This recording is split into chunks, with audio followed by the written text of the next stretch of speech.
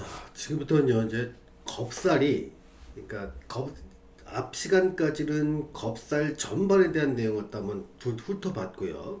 이번 시간은 사주에 겁살이 있는 경우를 보고 있습니다. 그러니까 두 번째는요, 사주에 겁살이 있는 경우에 대한 해석을 볼 것이고요. 요 다음엔 대운에서 겁살이 들어왔을 때 해석, 그 다음에 세운에 들어왔을 때 해석 순으로 쭉쭉 나가면서 하나하나 좀 익히는 과정이 좀 필요합니다.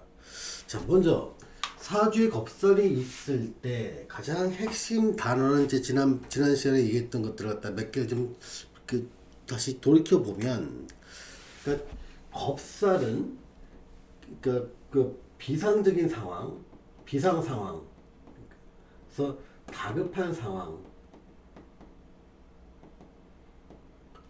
그래서 뭘 이것저것 따질 계제가 아닌 어쩔 수 없는 올인의 올인할 수밖에 없는 상황들, 이러한 심리들, 이런 것들이 주로 어떤 현상으로 나타나냐면 단절이라는 현상 때문에 생기는 겁니다.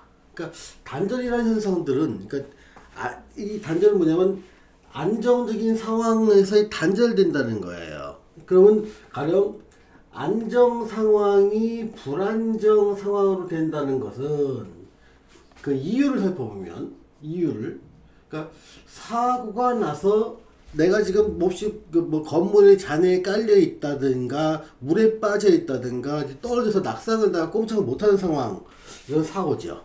이거는 안정 상황에서 불안정 상황으로 바뀐 겁니다. 아니면 또 뭐 납치를 당하거나, 그러니까 뭐 사고가 나거나 납치를 당하거나 전쟁이 나거나, 그러니까 우리가 지금 생각할 수 있는 다양한 변수를 좀 생각해 봐야 됩니다.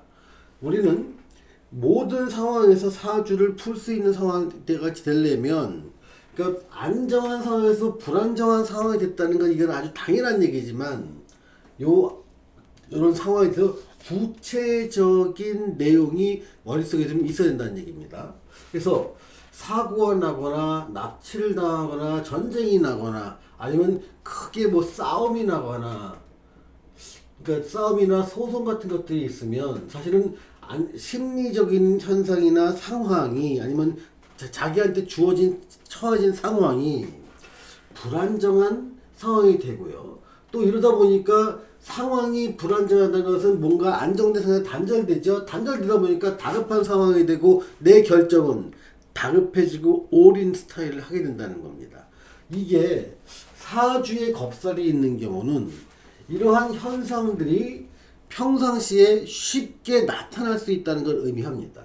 또 하나, 단절된다는 것은 뭐냐면, 그러니까 이 사주에 겁살이 있는 사람들이 행동 특성을 볼 수 있어요.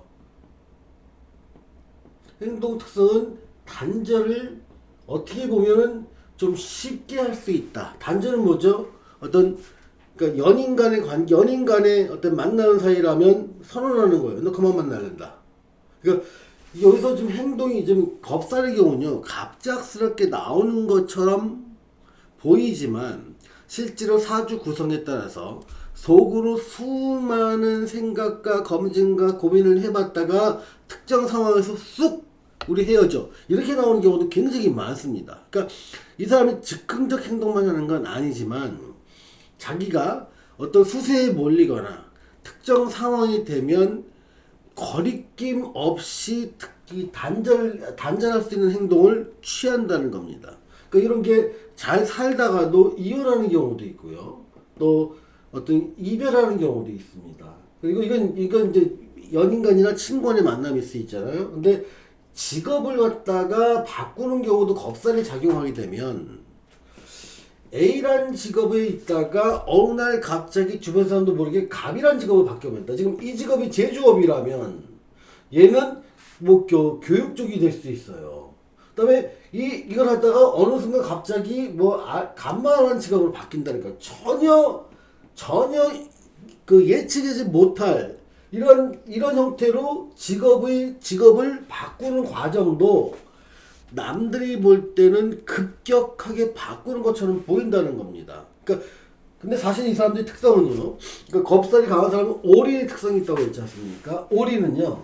그러니까 굉장한 집중력을 갖고 있습니다. 그러니까 내가 A란 직업에서 갑이란 직업을 바꾸기 위해서 이 사이에 기간이나 기간이나 자기가 해야 될 일의 강도 아니면 준비해야 될 강도를 다른 사람들이 상상도 못할 정도로 강하게 집중시켜 버립니다. 그래서 남들이 5년 걸릴 거 6개월이나 1년이면 어떤 준비가 갖춰져 있을 정도로 강한 집중력과 끈기를 보이는 게 또 겁살의 특징이기도 합니다. 그래서 다른 사람 볼 때는 A라는 직업에 있다가 A라는 직업과 전혀 관계가 없는 갑이라는 직업으로 바뀌기도 하고요. 갑이라는 직업에 전혀 관계없는 간마라는 직업으로 바뀐다는 겁니다. 그러니까 제조업에서 제조업 교육을 했다가 어느 날 갑자기 종교적으로 귀하기도 하고 합니다. 이게 겁사의 특성인 거예요. 즉, 다른 사람들이 감히 예측하거나 예단할 수 없는 행동들을 하는데, 이런 A란 직업에 있다가 갑이란 직업을 바뀌었을 때 A란 직업 속에 있을 때 주변 사람들과 인간관계가 있지 않을까요? 거래했던 사람, 경쟁했던 사람, 고객이었던 사람, 어떤 밸류체인에 있던 사람들, 이런 사람들과의 수많은 관계가 있는데 그게 여기서 단절돼 버리는 건가? 단절이 나타납니다. 또 하나, 갑이라는 걸로 갔을 때 여기서도 또 많은 인맥들을 쌓고 자기가 밸류체인부터 시작해서 자기 역할을 하기 위해서 관계를 맺을 건데, 갑으로 있다가 간마라고 하는 직업으로 바뀔 때 또 전부 다 이 모든 사람과 이별하게 되는 경우가 많습니다. 그런데 이 단절이라는 단어는요, 그러니까 보통 연월일시 월과 일과 시 중에서 겁살이 어느 위치에 있느냐에 따라서 해석 차이를 달리합니다. 왜냐하면 단절되는 현상이, 그러니까 뭐 청소년기에 나타날 수 있는 현상과 중년기나 장년기에 나타날 수 있는 현상, 그리고 노년기에 나타날 수 있는 현상이 달라지기 때문에 그렇다는 겁니다. 그래서 제가 지금 여기서 사주에 있는 겁살을 갖다가 어떤 특정한 하나의 단어를 갖다가 설명하라 그러면 저는 단절이라는 거, 이거 앞에서 A라는 상황에 있다가 갑의 상황으로 바뀌면서 이때까지 쌓았던 모든 인맥과 상황이 갑으로 바뀌면서 단절되는 것, 이게 겁살의 진정한 의미가 아닌가 싶습니다. 그래서 요것들이 겁살 같다는지 하나 이야기한 몇 개 예를 봐보면서 이 사람의 성격이나 겁살의 해석 등을 다른 사주 관법과 어떻게 연결시키는지를 좀 예를 통해서 좀 살펴보겠습니다.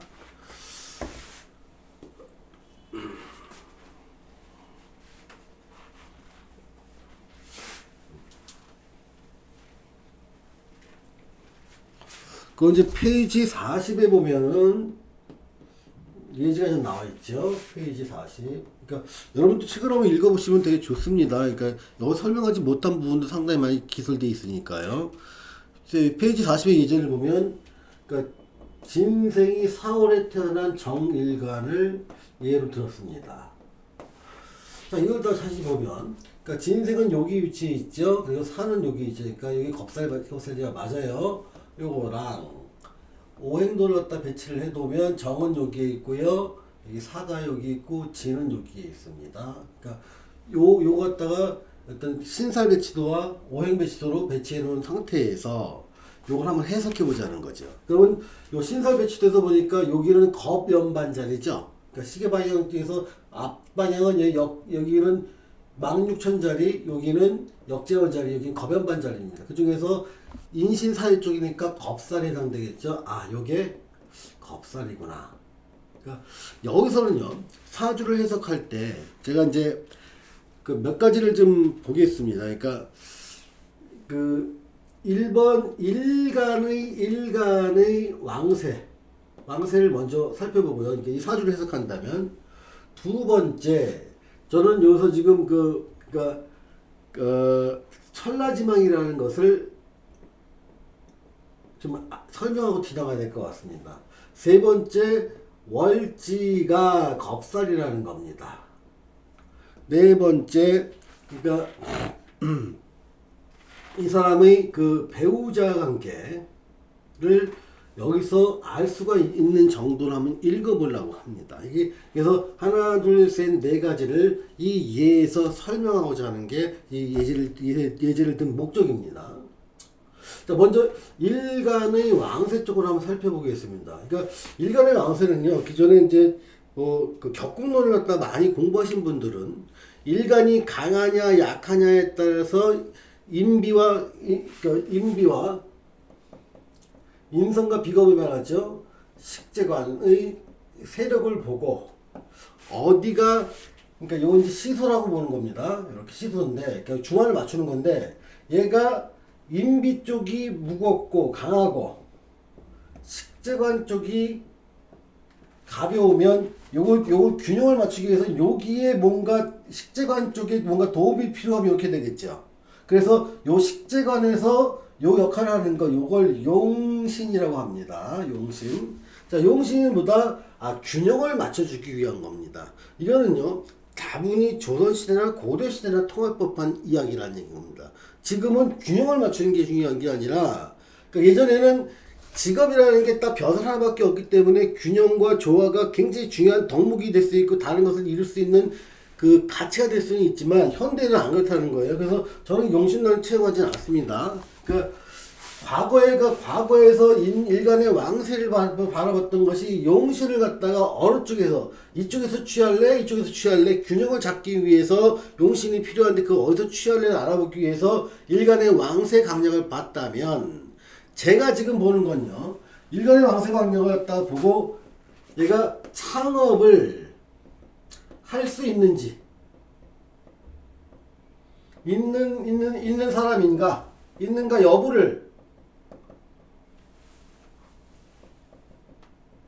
여부 판단을 위해서 저는 일간의 왕세 강약을 보자는 거예요. 그래서 강하거나 왕한 경우는 그러니까 왕한 경우는 얘는 웬만하면 창업을 해요.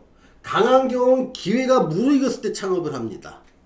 자, 약한 경우는요, 웬만하면 창업을 안 합니다. 어쩔 수 없이, 정말 나를 뽑아주는 데가 아무 데도 없을 때 어쩔 수 없이 작은 규모로 창업을 하는 거예요. 쇠한 경우는요, 기회가 와도 잘 창업을 하지 않게 되는데, 동업 정도가 있다면 창업을 고려해 볼 수 있는 겁니다. 이렇게 창업을 할 수 있는가 여부를 판단하는 거예요. 자, 이 사람이, 여기서 지금, 일간이 보면 요 일간 바로 밑에 비겁의 겁자가 있는 것이 요 글자가 일간을 강하게 해주는 글자라고 했죠. 그러니까 이 같은 오행이 있으니 강한데 여기서 월지에서 왕지의 세력을 갖고 있으면 일간이 제왕지의 세력을 갖고 있으니까 12운성으로요. 이때는 왕하다고 표현을 하는 겁니다. 왕한 일간은요. 그러니까 평생을 취업한 상태로 살지 못합니다. 죽었다 해도요. 자기가 아무리 세계적으로 좋은 회사에 다닌다 하더라도요. 그 회사는 내가 내 일을 하기 위한 교두보 역할, 경험 쌓는 역할, 또 내가 안 좋은 운을 피신해 있는 피신처 역할을 할 뿐이지 내 운의 여건이 조금만 좀 개선되면 바로 창업을 할 쪽으로 준비를 합니다. 그럴 때 이 구조에서 요 글자만 보고 이 월지에 있으니까 이 사람은 일간을 이 글자가 왕하게 만들어 주는데 그러니까 얘는 추진력이 강하겠죠.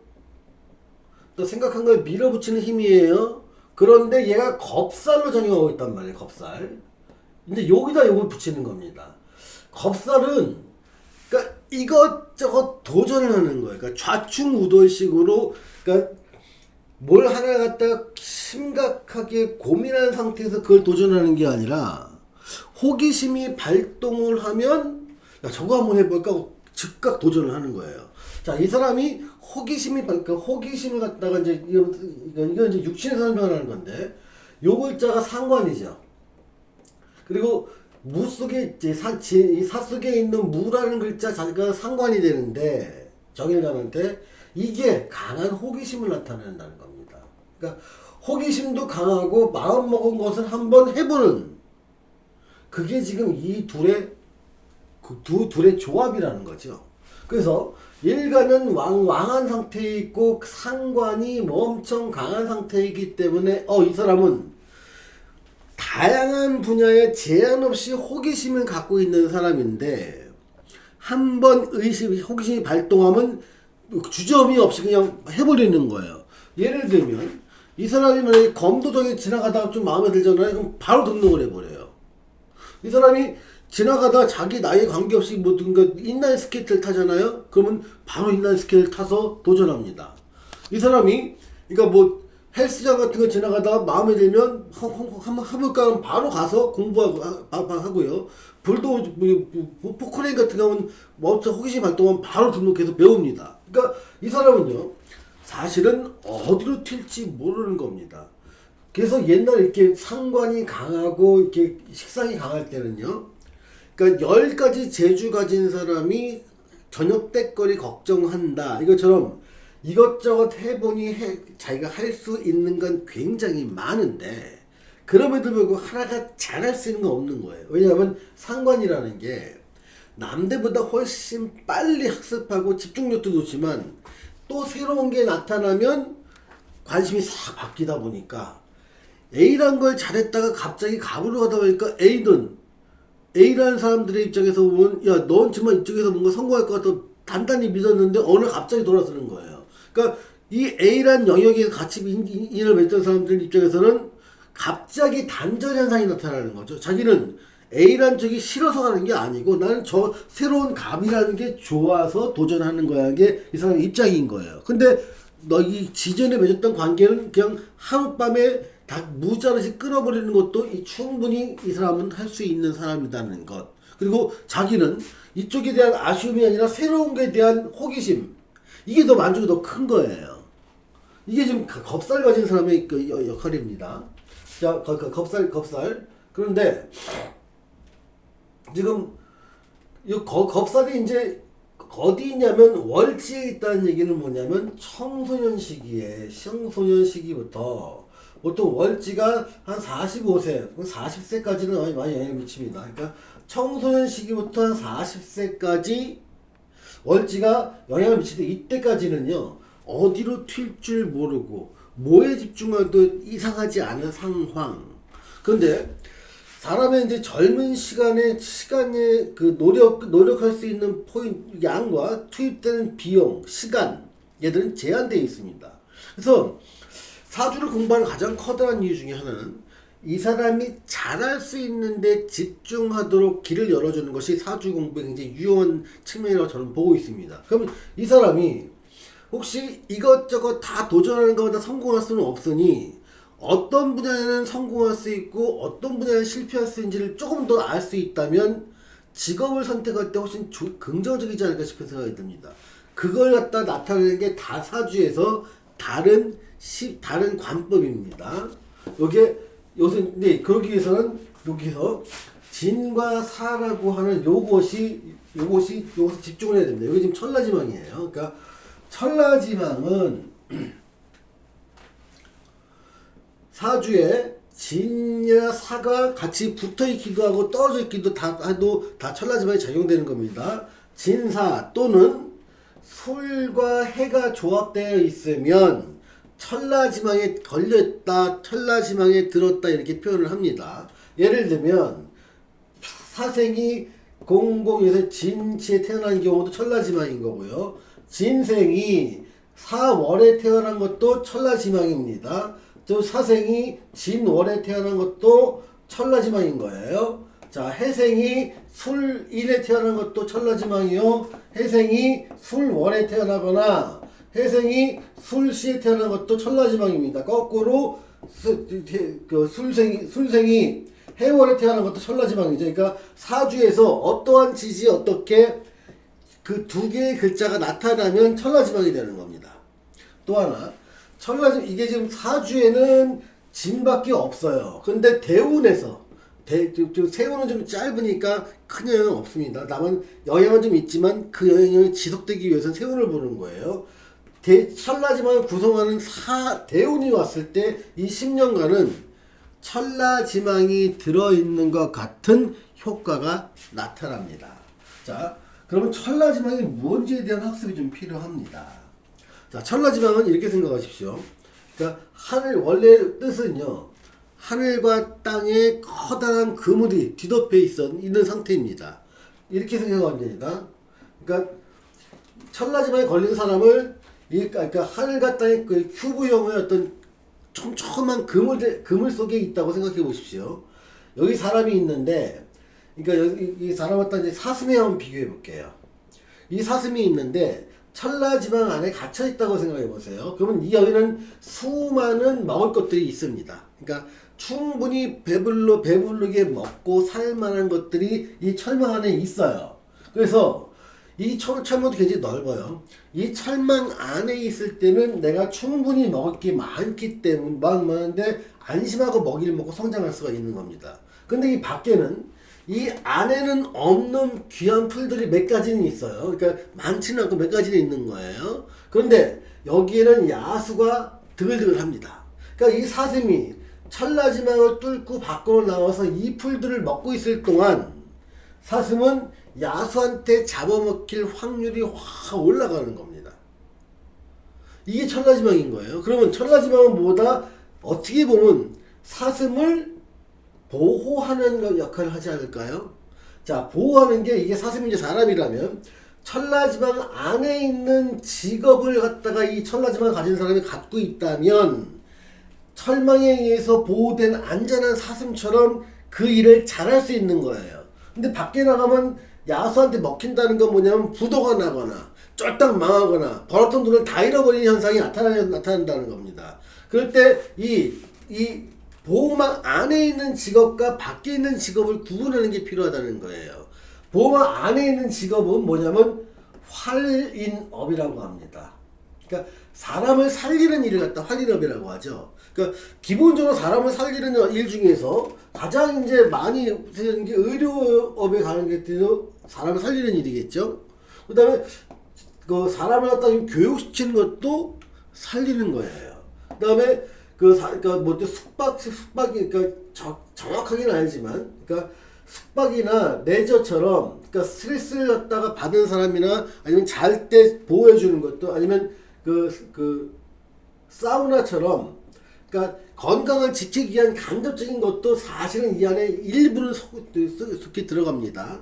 그리고 공직 중에서 봉사직이 있습니다. 그러니까 뭐 동사무소부터 시작해서 구청에서 민원 업무를 주로 처리하는 사람들 있잖아요. 그러니까 공무원이란 타이틀을 권력형으로 휘두르는 게 아니라 민원이 들어왔을 때 자기가 일을 해주는 봉사직. 또 그 사람이나 아니면 뭐 청소부터 시작해서 좀 두드러지지 않게 사회 음지를 갖다가 일을 해야 될 친구들. 이런 사람들이 봉사직 공직이라고 치면 이런 쪽에 종사를 하면 직업을 마치 이 천라지망이란 그물이 이 사람을 보호해서 아무 문제 없이 잘 살아가요. 다만 이럴 때도 한 가지 이제 단점은 있어요. 자기가 돈을 벌면 자기를 위해서 쓰는 게 아니라 가족을 위해서 쓰는 경우가 많았고 자기는 자기가 번 돈을 잘 누리질 못합니다. 이게 이제 하는 게예요. 근데 이 밖에 있다는 건 뭐냐면 이렇게 사람을 살리는 게 아니라 이익을 목적으로 하는 사업가의 경우에 있잖아요. 이거 여기 없던 풀을 먹는다는 건 돈을 번다, 더 많은 돈을 번다는 얘기예요. 그러다가도 먹고 있는 사이에 야수한테 잡아먹히게 되죠. 그러면 파산이 일어난다는 겁니다. 큰 돈을 잃어버리기도 하고요. 그래서 그러니까 천라지망을 가진 사람이 자기 개인의 이익을 위한 사업이나 장사나 사회활동을 할 때 자기가 아무리 많은 돈을 벌어도 그거는 한순간에 손실로 그러니까 다 잃어버릴 수 있는 가능성이 굉장히 높은 겁니다. 야수가 드글드글한 세상 속에 살고 있다. 특히 살찐 사슴일수록 더 많은 야수가 노린다. 이렇게 생각하시면 됩니다. 그러면 이렇게 천라지망이 있는 것만 가지고 이 사람이 잘할 수 있는 직업은 활인업이다. 그러니까 만약에 이 사람이 그러니까 겁살의 도전의식과 상관의 호기심을 사람을 치료하고 재활치료하고 이런 쪽에 치유 쪽에다가 관심을 쏟으면 이 사람은 거기서 성공을 할 수 있는 사람이라는 거예요. 그러니까 치유라는 걸 보면 의사가 있을 수 있고 간호사가 있을 수 있고 또 한의사도 있을 수 있죠. 그 다음에 재활치료 같은 경우도 있을 수 있고요. 어떤 요양시설 같은 경우도 사실 치유 쪽에 들어갈 수 있는 겁니다. 그 다음에 치유를 좀 널리 본다면 어떤 펜션을 갖다가 운영하거나 아니면 명상센터를 운영하거나 그러니까 뭐 헬스라든가 필라테스 그 다음에 요가 명상 뭐 이런 것들은 전부 다 치유와 재치유 쪽에 해당되지 않을까 싶어요. 재활센터도 마찬가지죠. 그래서 이런 쪽에 다양한 곳에 관심을 가지면 얼마든지 해라 이렇게 권하는 거고요. 이 사람이 난 그러지 말고 이번에 유통업이라고 하니까 야 저기서 멀리서 뭐 장사할 저 물건이 좋은데 그걸 띄어서 팔면 온라인에 팔면 큰 돈을 벌 거야. 그래서 장사를 했다. 그러면 벌어도 그거는 언제든지 잃어버릴 수 있는 위험 상태가 점점 높아진다고 봐야 된다는 겁니다. 그래서 이 사람이 잘할 수 있는 직업, 그러니까 하는 직업만 봐서 당신은 뭐 하는 거예요? 그러면 나는 교육을 하고 있어요. 그래서 교육자예요. 그러면 교육에만 전념하지. 학원 사업 같은 경우는 좀 애매합니다. 학원 사업은요, 사실은 그러니까 사람을 할인 쪽에 방점이 있는 게 아니라 돈을 벌려는 쪽에 방점이 있다고 보는 거예요. 그래서 이 사람이 정말로 내가 학생들을 위한 학원 사업을 운영한다면 보호망이 있는 것처럼 보이지만 내가 금전적 호화로움을 위해서 여러 가지 커리큘럼을 짜고 학생들을 대한다면 망할 위험이 큰 겁니다. 그래서 그 사람의 마음이 어디에 있느냐에 따라서 집중되는 게 정말 그 사람을 치유하고 교육시키는 게 목적이냐 돈을 벌는 게 목적이냐에 따라서 망하냐 망하지 않느냐가 결정될 수 있는 겁니다. 여기는요.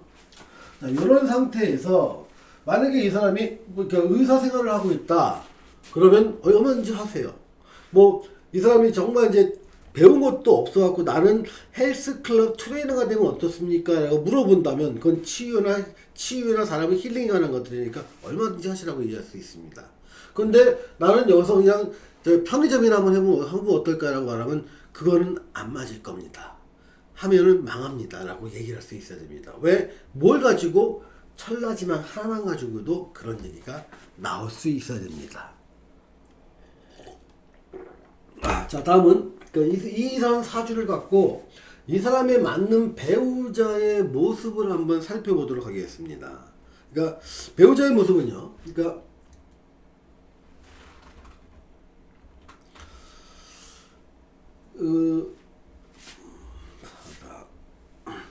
요 안에 있는 이 사람이 남자라면, 그러니까 남자의 사주라면 정제가 이 사람의 배우자가 되죠. 그러니까 보통 연지나 월지하면 천간에 있는 경, 신, 아니면 술, 신유술, 여기도 사. 그러니까 신유나 경신은 자체가 정제나 편제가 되지만 요 술은 요 안에 있는 신이라는 지장간을 쓰고요. 요건 이 안에는 경이라는 지장간을 쓰는 겁니다. 그래서 요 상태에서는 지금 여기서 보이는 게 이 안에 있는 경밖에 없지 않습니까? 그럼 이 경은 뭐냐면 경 자체가 이 사람의 정제니까 당신은 경 같은 와이프를 얻었을 때 잘 살 수 있어요 라고 얘기를 하는 거예요. 인연이 있다고요. 그럼 경 같은 와이프는 누구냐면 일단 기본적으로 정제 와이프이기 때문에 그러니까 사귀는 과정 속에서 다툼이 많이 없고 서로를 이해하는 폭이 넓은 사람인 거예요. 정제이기 때문에. 그래서 아주 화려하진 않지만 은근한 매력이 있으면서 지루하지도 않은 나쁘지도 않은 모습이 정제의 모습입니다. 그런데 정제는 요 경이라고 하는 이 정제인 경이 담겨 있는 요 사는요 정제한테는 관성의 모습입니다. 그러니까 이 정제는 관성 속에 있는 정제이기 때문에 이 정제의 입장에서 보면 관성에 대한, 즉 남자를 존중하려는 마음이 굉장히 강한 여자를 말합니다. 그러니까 사실은 남자를 존중하는 집안에서 자랐던 여자일수록 이런 가까워진다는 거죠. 또는 이 살을 담고 있는 그릇이 뱀띠지 않습니까? 그러면 뱀띠 여자나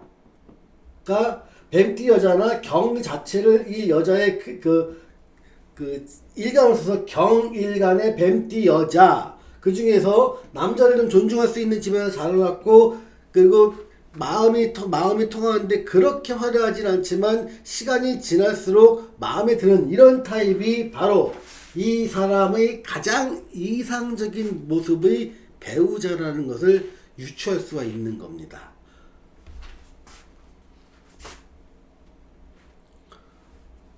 자, 또 만약에 그러면 거꾸로 이 사람이 여자라면 어떻게 될까요? 여자라면 이 사람의 그 정일간의 관성은 임수, 계수, 해, 자가 있고요. 만약에 지장간이 있다면 신중에 있는 임을 쓸 것이고 진중에 있는 계를 쓸 겁니다. 그러니까 지장간에 있다면. 근데 지금 이 두 개의 조건만 보면 진중에 있는 계를 쓸 수 있는 조건이 완성되고 있지 않습니까? 그러면 이럴 경우에는요, 지장간 속에서 힘이 없이 존재하는 모습이기 때문에 이런 경우는 힘이 있을 때, 힘이 강하고 천간에 있을수록 대외적인 영향력이 크거나 사업을 하는 것처럼 돈을 많이 벌 수 있는 환경에 놓인 사람 또는 권력을 가진 사람이 되는 건데, 지지로 내려오면 그게 훨씬 약해지고 지장간에 있으면 굉장히 소시민적이면서 반복적인 행태고 다른 사람에게 위협되지 않는 모습으로 아주 평범한 셀러리맨 정도라고 생각을 하시면 됩니다. 그러면 여기서는 지금 이 상태에서는 이 진중에 있는 개가 남편감인데, 요거는 기본적으로 편관에 해당되니까 정일간의 여자로 해서 보면 마음에 들었을 때는 아주 들지만 싸울 때는 또 많이 싸울 수 있는 남자, 다툼이 잦은 남자라는 뜻이죠. 그런데 직업은 자타가 공인할 만큼 강한 파워 있는 것도 아니고 소속된 회사가 글로벌 기업이나 대기업처럼 유명한 회사도 아니고 무슨 일을 하는지 잘 모르는, 이름 모르는 회사에 다닌다면 요 모습이 딱 맞는 모습인 거예요. 그런 사람과 인연이 맺어질 가능성이 있는 거예요. 그런데 만약에 여기 개 같은 게 하나 투출되어 있지 않습니까? 그럼 요때의 모습은 요때 진중에 있는 개의 모습은 학창 시절에 그냥 굉장히 두각을 나타내지 못한 평범한 남자를 사귈 기회가 있었는데, 실제로 내가 이제 정식으로 성인이 돼서 이성 교제를 하게 될 때는 이 개란 천간에 투출되어 있는 편관 개를 내 남편감으로 만날 수 있을 가능성이 높다는 겁니다. 이어서 천간에 투출되어 있다는 것은요, 남들 보기에도 멋진 남자인 거예요. 그러니까 뛰어난 외모가 있거나 뛰어난 학벌이 뛰어나거나 아니면 그 매너가 되게 좋거나 집안이 굉장히 돈 많은 집안이었고, 돈 많은 집안이거나 권력자 집안이거나, 그러니까 친구들이 조건만 보고 부러워할 정도, 만나진 않았지만 할 정도의 사람이 나한테 인연이 왔을 때 나는 그 사람을 남편으로 맞이하려고 한다는 겁니다. 이게 그러니까 이 사주 원국에 있는 재성과 관성의 모습을 관찰하면 자기한테 맞는 짝의 모습을 알 수 있습니다. 배우자의 모습을요. 근데 이게 왜 중요하냐면 그 모습에서 어긋나고 멀어질수록 자꾸 인연은 멀어지게 됩니다.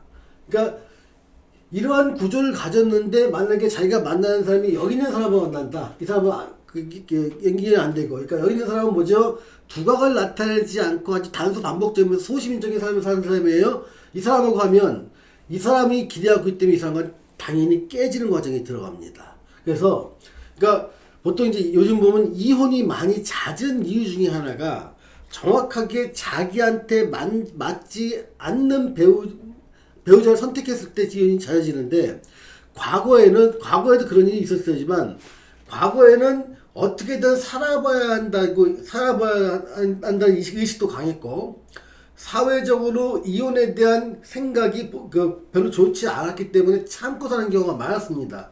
하지만 현대는요, 이혼이 큰 흉이 아니고 하나의 선택이라는 생각이 강하기 때문에 나한테 맞지 않으면 차라리 떨어져 살거나 헤어지는 것이 서로를 좋다는 생각을 하다 보니까 이혼이 많아지는 겁니다. 이 이혼을 많이 많아지는 이유 또 하나를 보면, 자기한테 맞지 않는 짝을 내가 배우자로 만났을 때 거기에는 상당한 갈등이 포함되어 있다. 그래서 궁합을 보는 것도 이런 이유 때문이 아닌가 싶습니다. 좀 잠시 쉬었다 하겠습니다.